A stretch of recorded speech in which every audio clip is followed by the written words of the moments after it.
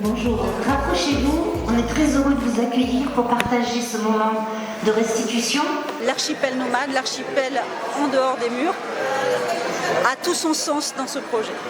En fait, c'est l'étape finale, si j'ose dire, d'un gros projet que nous avons mené depuis le mois d'octobre dans 3 quartiers différents de Perpignan. Le quartier du Bas-Vernay, la place de Belgique et quartier Gare, et puis quartier place Rigaud et plus largement centre ancien. L'idée de ce projet est vraiment née de notre programmation que nous avons voulu très développer cette année qui s'appelle l'archipel nomade, c'est-à-dire l'archipel hors les murs.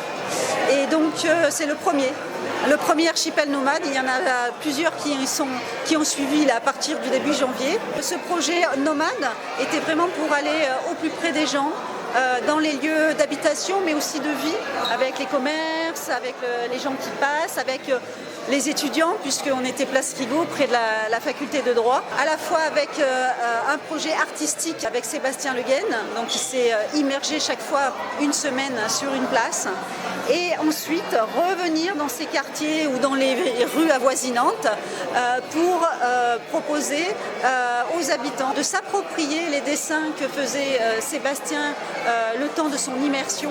Alors qu'ils aient vu ou non le spectacle, l'idée c'était qu'ils voient le regard d'un artiste sur leur quartier à travers ces dessins-là et qu'ensuite ils deviennent eux-mêmes créateurs en prenant certains des dessins qui sont en noir et blanc, donc qui servaient de base à chaque atelier qui ont été menés.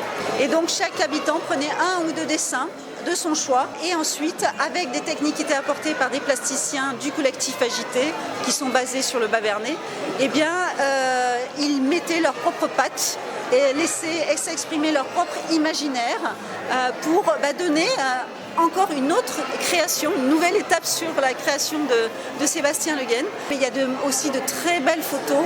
On a mené un projet tutoré avec 3 étudiants en licence de photojournalisme et qui ont suivi notamment au niveau de l'immersion et des spectacles de Sébastien Le Guen. Et donc on a le témoignage aussi, on a aussi des traces de ce passage et de cette immersion grâce à eux, grâce à leur regard d'étudiants.